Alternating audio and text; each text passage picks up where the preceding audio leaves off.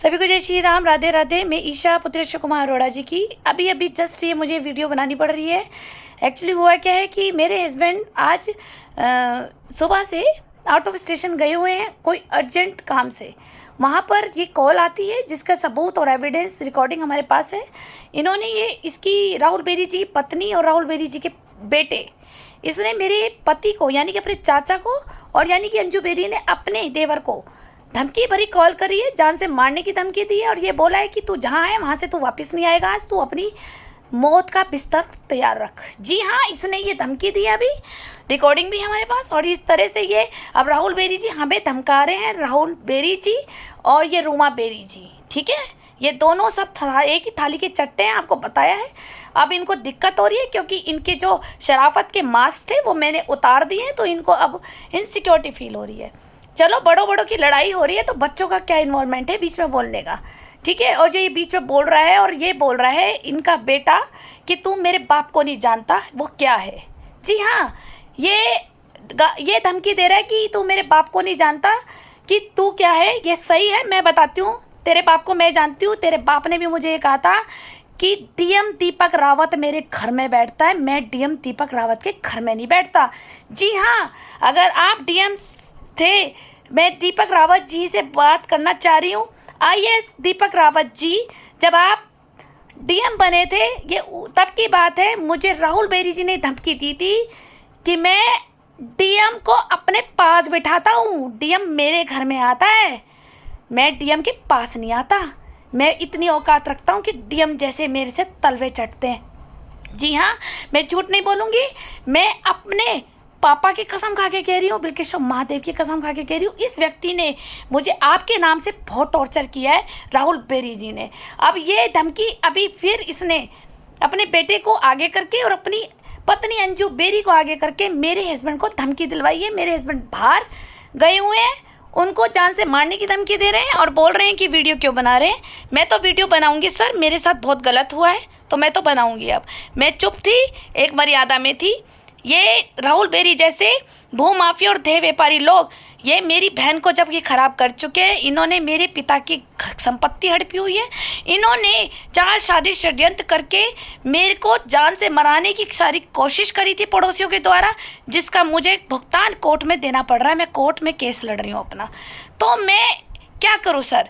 मतलब मैं ये साजिश प्लानिंग प्लॉटिंग करे, ये हमारा मकान भी छीन ले, हमारे जेवर भी छीन ले और हम पड़ोसियों से भी पिटे और ये हमें अपने कामों में इन्वॉल्वमेंट होने के लिए बोलते हैं। मैं इनका काम भी करूं, मैं देह व्यापारी में भी चली जाऊं, मैं राहुल बेरी जी का बिस्तर भी गर्म करूं, मैं सब कुछ करूं तो मैं अच्छी हूं। अगर मैं इनके खिलाफ चल रही हूँ तो ये मुझे जान से मारने की धमकियाँ दे रहे हैं, इसकी बीवी भी, इसका बेटा भी और ये भी, क्योंकि ये सब एक जैसे है। इन्हें कोई फ़र्क नहीं पड़ता कि हमारे बाप की कितनी बीवियां हैं। और ये चाची को क्या बोल रहा है और ये अपनी और मेरे हस्बैंड को बोला जा रहा है, यश बेरी बोल रहा है अपने चाचा को कि तू तो अपनी माँ का भी नहीं हुआ है। आप ये बताएं, पूरी ज़िंदगी कमा के दे दिया माँ को, अब ये रूमा बेरी और राहुल बेरी पोते को आगे करके हमें जान से मारने की धमकी दे रही है ताकि मेरी संपत्ति खाई जाए और हम दोनों को मारा जाए। और आपके नाम से इन्होंने मुझे बहुत टॉर्चर की है और अभी भी ये टॉर्चर कर रहे हैं हमें पुलिस की कि तू जानती नहीं है, तू जानता नहीं है कि मेरा बाप क्या है। जी हाँ, ये इसी टाइप से धमकी दे दे करके ये हमारे को जीना हराम कर रखा है, इस राहुल बेरी ने और एक रूमा बेरी ने, एक अंजू बेरी ने।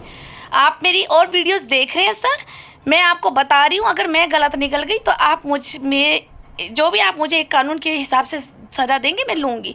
लेकिन मुझे इस तरह से टॉर्चर ये करते आए हैं और अभी जस्ट इनकी ये कॉल आई है कि धमकी भरी कि तेरे को जीना नहीं है और तू जहाँ है ना वहाँ पे तू जानता नहीं है हमारे बाप को, तू औकात में रहे। इस तरह से अपने बेटे को इसने आगे किया है, तो ये बच्चों को आगे करते हैं लड़ने के लिए। मतलब मैं इनकी हर चीज़ बर्दाश्त करूं, ये मेरे कपड़े फड़वाएं, ये मेरे ऊपर बदतमीजियाँ कराएं, ये मेरे पिता की संपत्ति हड़प रहे हैं, मियाँ बीबी सब कुछ कर रहे हैं, ठीक है।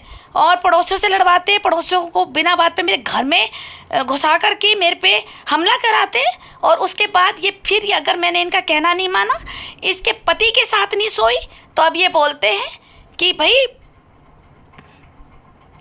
अपनी जान बचा के रखो। मैं ये अर्जेंट वीडियो बनाया है, आप देख लीजिए। कि इनके जैसे अगर भूमाफिया को छोड़ा जाएगा सर, तो कहाँ जाएगा देश हमारा। एक आप ही तो हो हमारे रखवाले, और आप ही की धमकी दी जाती थी। ये रियलिटी है। मैं इसीलिए मीडिया में सबके सामने सच बोल रही हूँ। मैं गीता पे, पुराण पे कसम खा के कह सकती हूँ, आप जहाँ बोले मैं वहाँ कर सकती हूँ, ठीक है। इसने ये मुझे आपके नाम की बहुत धमकियाँ दी थी, जबकि आप शुरू से मेरे फेवरेट एक ऑफिसर रहे हैं। मैं आपको शुरू से पसंद करती थी, आपके जॉब को लेकर के, आपकी ड्यूटीज़ को लेकर के, कि आप बहुत अच्छे ईमानदार ऑफिसर हैं। लेकिन आप ही के नाम की अगर मुझे धमकी मिलेगी तो इनके जैसे भूमाफिया तो और 10 गुना हो जाएंगे। तो आप प्लीज़ कुछ निष्पक्ष जांच कीजिए और निष्पक्ष न्याय कीजिए, ताकि इन जैसे भूमाफियों को, और ये जो इस तरह से गंद फैलाते हैं ना कॉलोनियों में कि अपने घर की ही बहू को पिटवाओ, तो आप कौन हमें न्याय देगा। मैं आपसे पूछ रही हूँ ना कि हमें कौन न्याय देगा। अब आप ही को न्याय देना पड़ेगा। तो आप देखिए, कुछ कार्रवाई कीजिए। इस तरह से हमें अब धमकियाँ मिल रही है। मेरी बात कुछ बुरी लगी तो आई एम सॉरी, लेकिन मुझे अर्जेंट बनानी पड़ रही है। और जिस व्यक्ति को ये मेरी वीडियो मिली है तो प्लीज़ IAS दीपक रावत जी को जरूर डालिए, जो इनके नाम से मुझे धमकियाँ पहले भी दी गई थी। अब मैं ये जानना चाहती हूँ, ये IAS दीपक रावत जी क्या इनके फैमिली में मेंबर है, या इनके कोई मित्र हैं, या कोई एक सरकारी ऑफिसर है, या ये निष्पक्ष जांच करते हैं, या कोई इनकी रिश्तेदारी है जो ये मुझे इन्हीं के नाम की धमकी देते हैं। तो प्लीज़ मुझे बताएं, तो मैं भी ज़रा सोच कर ही फिर बोलूँगी ना। अपना सच भी मतलब बताने का अब राइट नहीं रहा।